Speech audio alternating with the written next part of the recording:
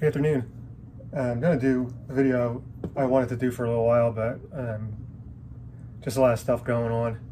Been doing some around the house projects and stuff like that, and I haven't really felt all that great either for the past few weeks, so I haven't been doing as many sharpening videos that I really enjoy doing. But here I'm going to actually sharpen my wife's this is an actual professional grade chef's knife. My wife really enjoys cooking, and she's actually pretty good. This is a German-made knife, Wüsthof. People who are into cooking knives may know how good or not so good this knife is. I'm not really an expert on cooking knives. I'll be the first person to tell you, or knowledgeable about them at all. I just know that this knife was fairly expensive, and my wife really likes it.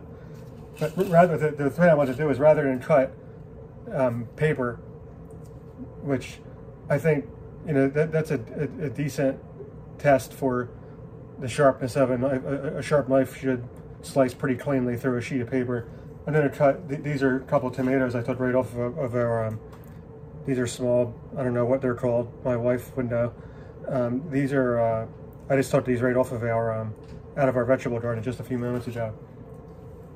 So, if you've never sharpened a chef's knife before, I would really. I have sharpened this before. Don't get me wrong. I held off a little bit on doing a video because it's now at the point where it's not dull anymore, but it won't slice through a tomato cleanly, as cleanly as it should at least. So I'm going to give this a try here. What I was saying is, if you've never sharpened a chef's knife before, maybe you want to use it, especially a good quality one. Maybe you do want to start with a guide. I've done it a handful of times. I think I know what I'm doing, and I'm just using my hard Arkansas stone and then the surgical one, and I will strop it. It doesn't really need grinding so much. There is a tiny nick on this, which I might be able to get out.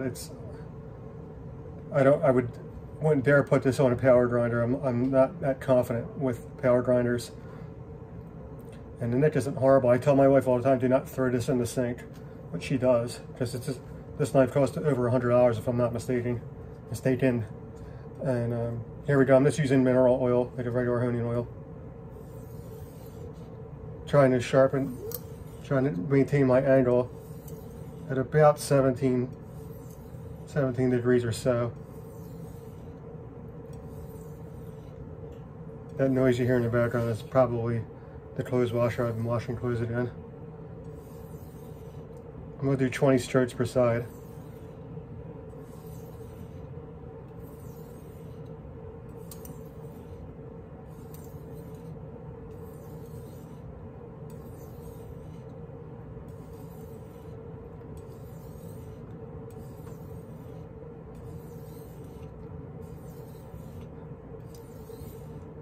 Now, what I should have done here, pardon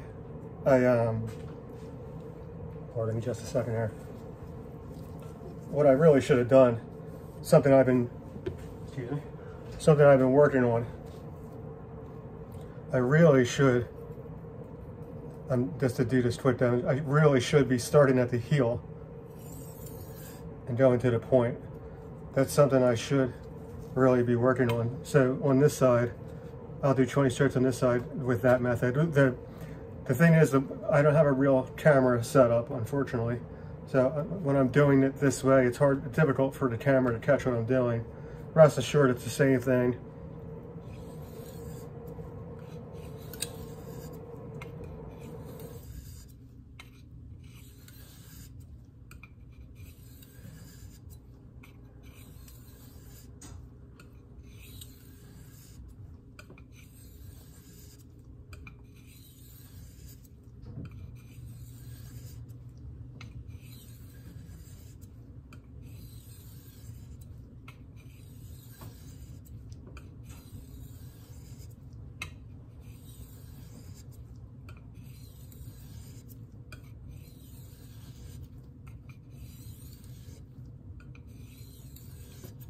That was 20 strokes. Right now I'm just checking out my scratch pattern, if you want to call it that. Make sure it's even on both sides, and thankfully it is. I think I'm going to go back and do 20 more strokes on each side. This nick is still here. It's almost on, but I think I'd really like to see if I can remove more of it without resorting to more like, you know, like more heavier grinding, so to speak. Another thing, I watched a couple of sharpening videos on YouTube, and I think I brought this up before about sharpeners when they drag it back across the stone, and I thought that was counterintuitive. And here I watched a couple of sharpening videos where people that I consider very good sharpeners agreed with me. They said it's not really a good idea to do that. And the other thing is, people talk about when you're apexing a knife like this, feeling for the bar. I found that, I mean, you do get a bar. It's very faint. I mean, unless you're sharpening a knife for the first time, to me, like a really good quality knife, you're not going to feel a good quality knife that you've maintained. You're not going to feel a bar like you would on a plane or a chisel iron, or plane iron or a chisel, I mean, because it's such a finer angle where with chisels you're sharpening at 25 or 30 degrees, same for plane irons. This angle is so fine, it's producing, in my opinion, you're not getting that really solid bar that you would get. You know, I will sharpen this way. 20 strokes again.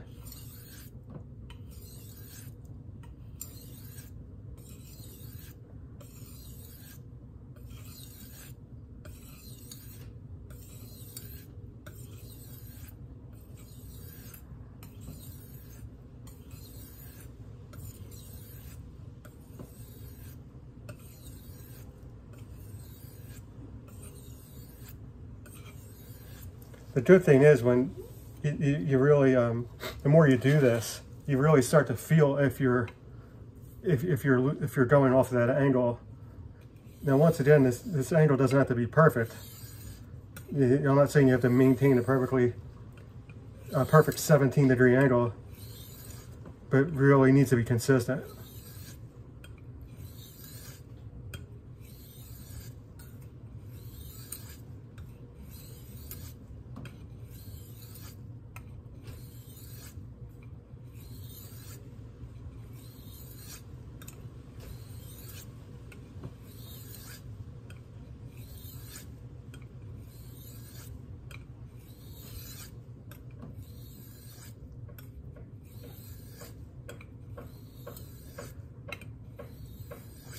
And that should be 20 per side. Once again, I'm just examining this to see if make sure that angle I'm shooting for has not been deviated from, and it looks pretty good. There is still a tiny nick there. It is really small. It's probably not going to come up on camera, but it is. There it is right here. You can make that out. Probably not.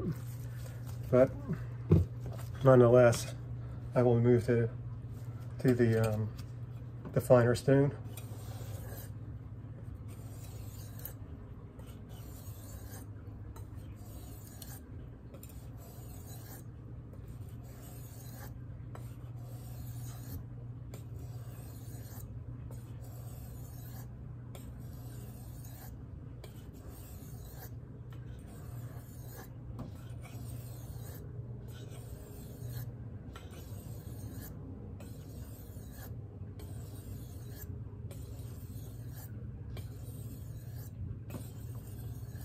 And that was 20 strokes.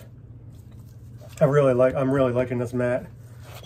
Oil spills it doesn't absorb them really, but it does keep them off of my workbench top.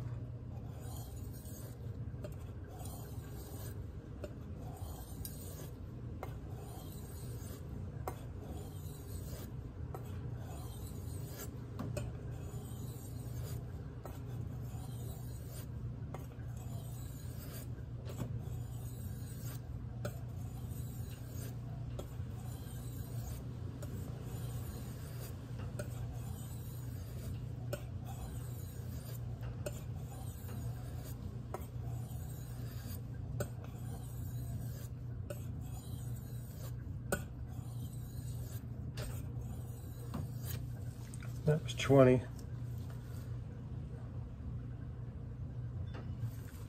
Definitely looks pretty good. I'm going to see if I can chase the burr, so to speak. I don't know if that's the correct term when sharpening a knife.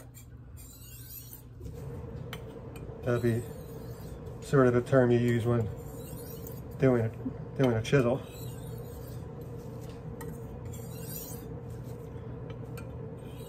I was watching a carving video by, I believe her name is Mary May. A sharpening carving tools video. I really enjoy watching her videos. Forgive me if I said her name. I almost bothered her name is Mary May. I hate to mention other people's names. It's not my place. She had mentioned she prefers diamond stones for the initial grinding because of their speed. And I suppose on a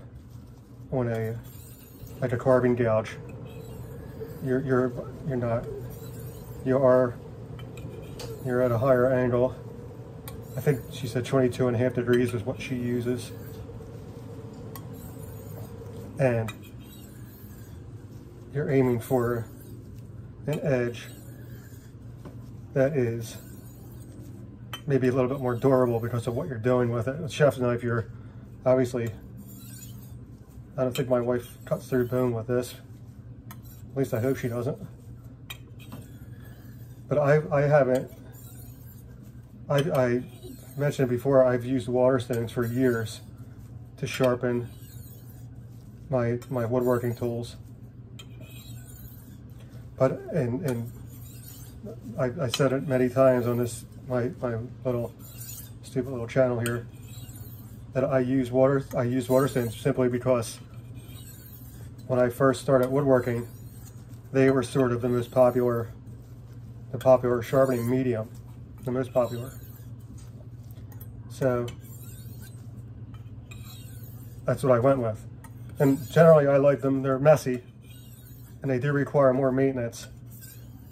But having been using these Arkansas stones for the past year or so, I don't find these stones to be slow. I mean, they aren't as fast as a diamond plate or even a water stone in terms of the way they remove material. But that's really, to me, speed is a relative thing. What we consider fast, I mean, we're talking, to me, a matter of just a minute or two in terms of how quickly the Arkansas stones work in comparison to the other stones I've used.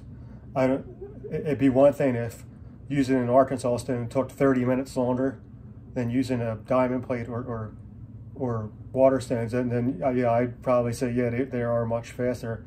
But to me, this is just really a few minutes more work, and I really like the edge that this black Arkansas stone puts on. It just feels so, it looks and feels to me more polished, more refined.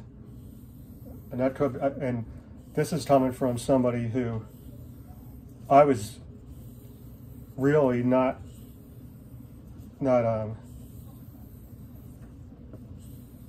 I mean, I had no prejudice, just put it that way.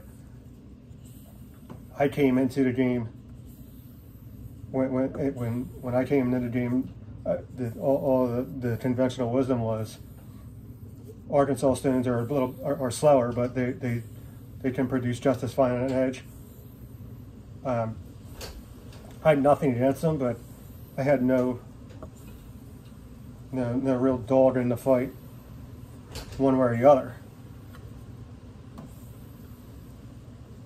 To me, the thing that really changed my ability to sharpen was when I started stropping. Something that has been a technique that's been used for probably since edge tools were a thing. Since people started taking iron and steel and turning them into knives.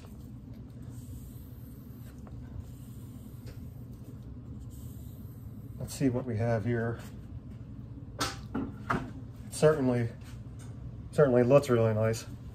That can be deceiving now. Nice fine edge. It's once again, I apologize for 1,000th time. The lighting in this garage is really pretty dreadful. But what we really want to do here, we should be able to slice cleanly through a tomato without any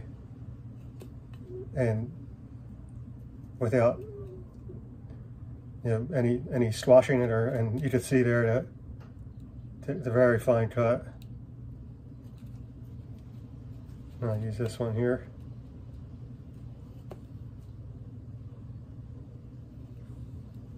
It's just taking very super fine slices. This tomatoes, they're kind of rotted. They should have been removed off the vine. Kind of gross. Cut my fingers off. But it's taking, this one's kind of gross. Put it on camera. It's, ugh, okay. Ignore that one. But they're this really nice thin slices. Wonder if it'll go through it sideways. It's just a little rotted out. I'm sorry. But there you go. I mean, that's what you're shooting for, really. Who cares if you can cut through paper if you can't cut through a tomato? And this knife is really nice and sharp right now. And it should be for a little while. Hopefully my wife doesn't, she doesn't use it to, this tomato's gross. Hopefully she doesn't use it to, throws it and doesn't throw it into the sink just haphazardly like she tends to do sometimes. But there it is. I mean, oh God, I'm sorry. A little bit tomato water. It's pretty good. That's a nice. I have to take it upstairs and clean it, but it's a nice sharp edge on there. Sorry about the rotting tomatoes. They came off of the vines should have been cleaned. Probably, the vine should have been removed probably 2 weeks ago. We're certainly well past growing season, for my garden at least. But anyway, I'm glad you watched this. Hopefully it helped you out a little bit if you're attempting to sharpen a chef's knife. And hopefully I start making videos again real soon. So thanks again. Have a great day.